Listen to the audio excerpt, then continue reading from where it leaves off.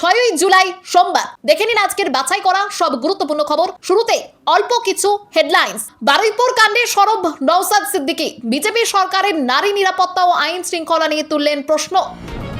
বারুইপুর কাণ্ডে নির্যাতিতার বাবার সঙ্গে ফোনে কথা মুখ্যমন্ত্রীর। মঙ্গলবার ভবানী ভবনে ডাকা হলো পরিবারকে। বিনা শর্তে জামিন পেলেন মোথাবাড়ির প্রাক্তন আইএসএফ প্রার্থী। রাজনৈতিক চক্রান্তের অভিযোগ দলের। কাজ করুন না হলে পদত্যাগ করুন, পঞ্চায়েত প্রধানদের কড়া বার্তা দিলীপ ঘোষের। এছাড়াও রয়েছে আরো বেশ কিছু খবর। এবার আসছি বিস্তারিত সংবাদে।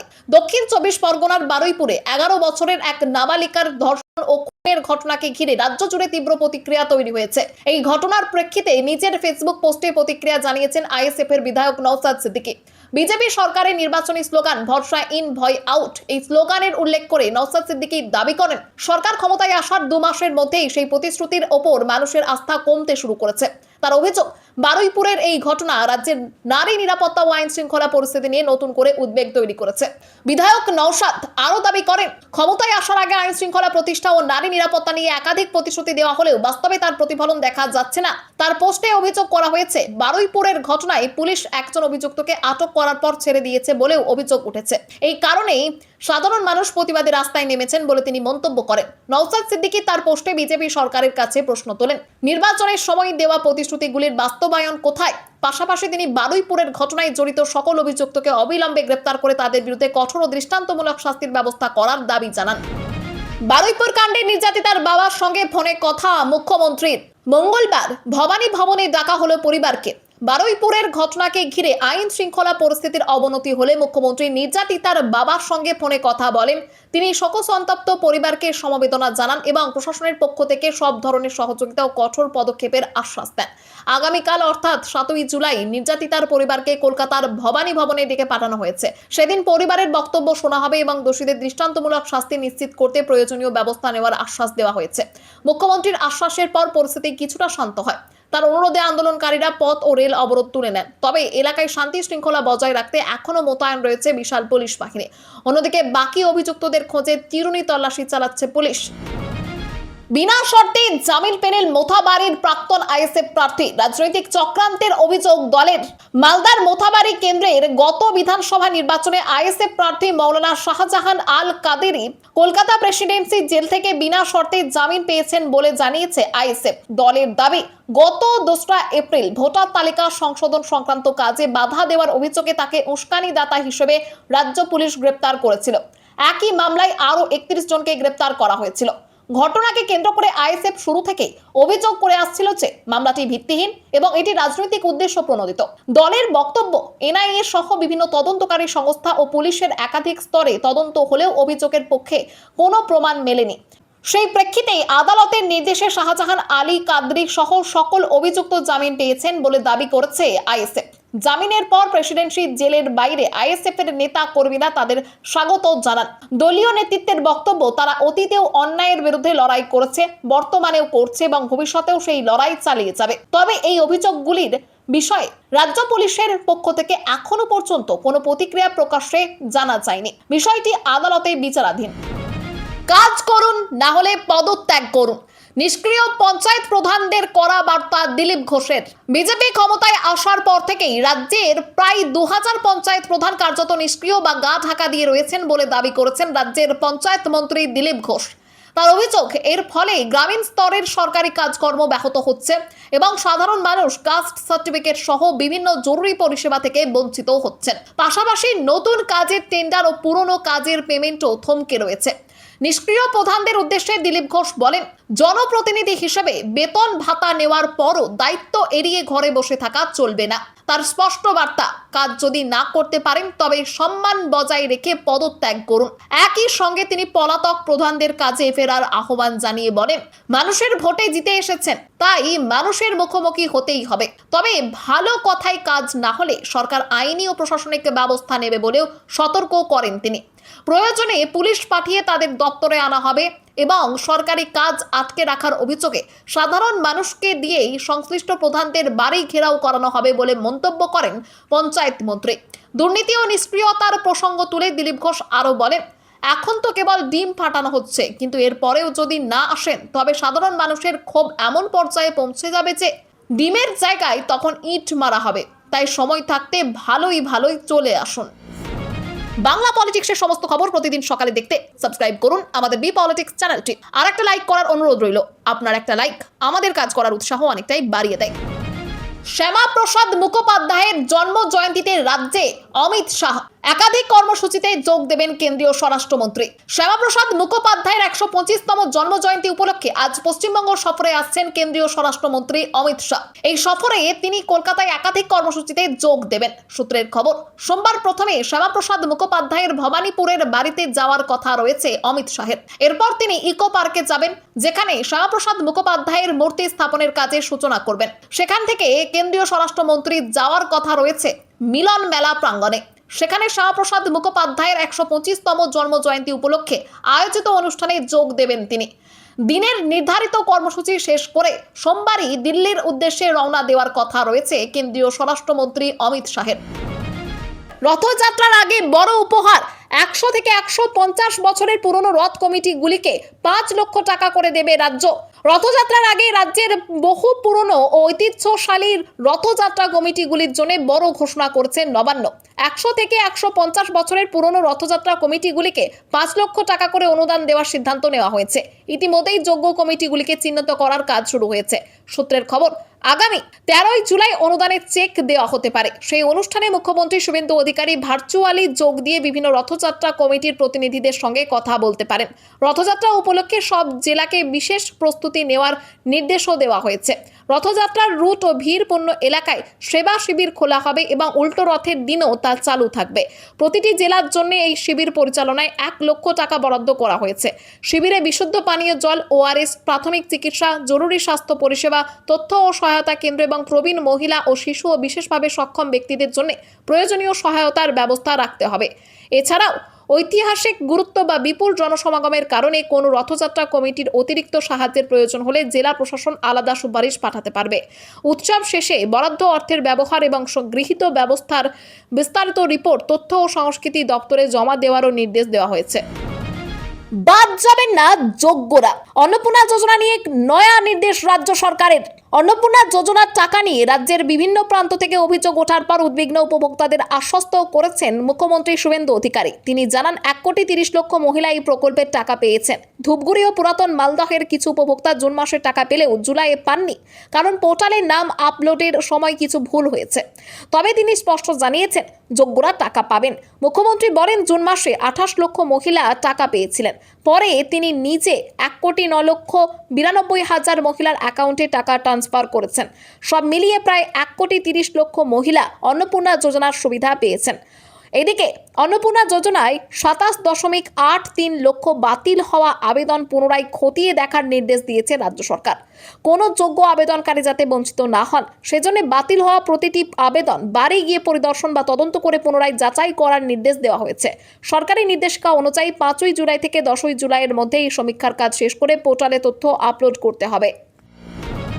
দলের দায়িত্ব পালন করতে পারেননি, চন্দ্রিমার ইস্তফার পর মুখ খুললেন সৌগত রায়। তৃণমূল কংগ্রেসের রাজ্য সভাপতির পদ থেকে চন্দ্রিমা ভট্টাচার্যের ইস্তফার পর দলের অন্দরে অস্বস্তি আরও বেড়েছে।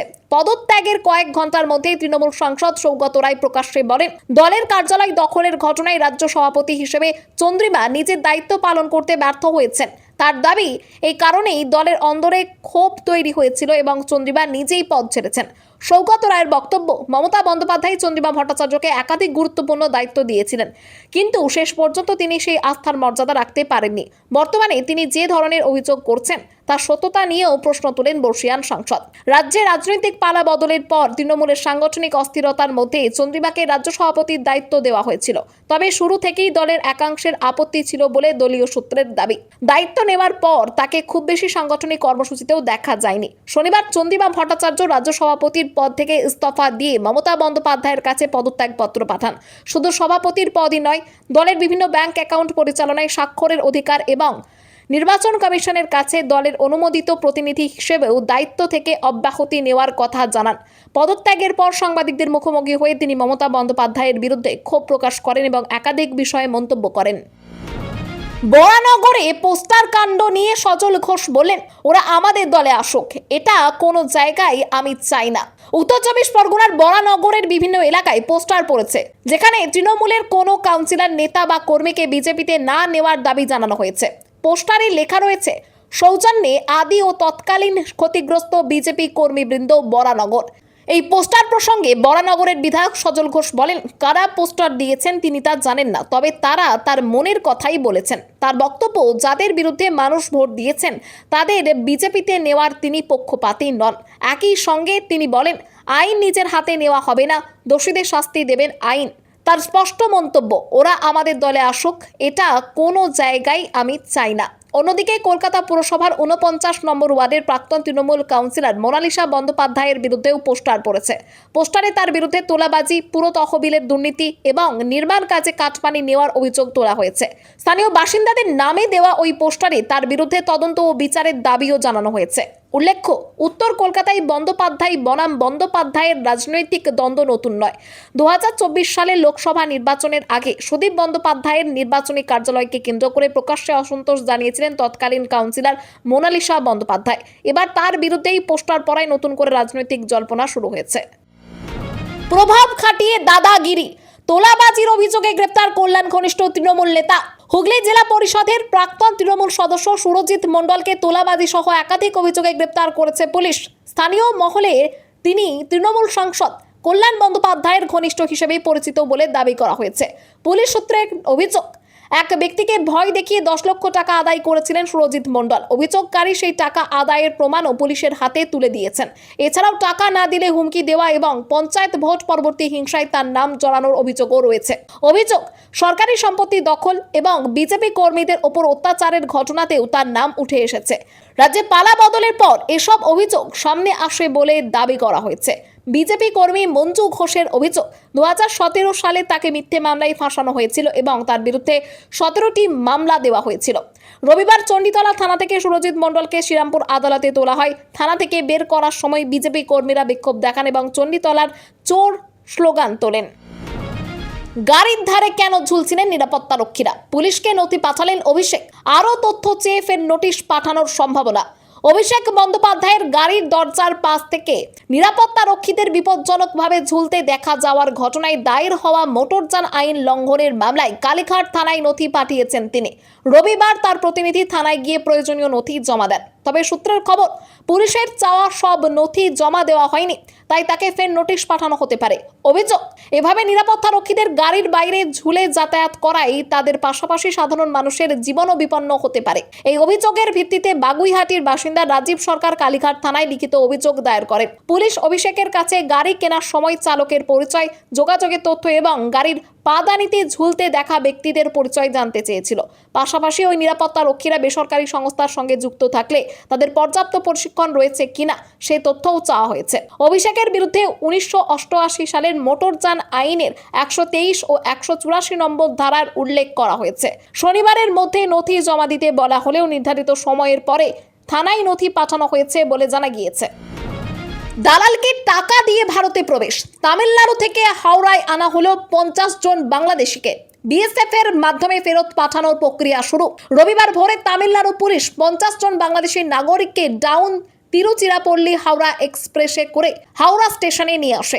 আটক ব্যক্তিদের মধ্যে 44 জন পুরুষ ও 6 জন মহিলা রয়েছেন। সেখান থেকে কড়া নিরাপত্তার মধ্যে তাদের দুটি বাসে করে উত্তর 24 পরগনার হরিদাসপুর সীমান্তে নিয়ে যাওয়া হয়। পুলিশ সূত্রের দাবি, ধৃতদের কাছে কোনো বৈধ কাগজপত্র ছিল না।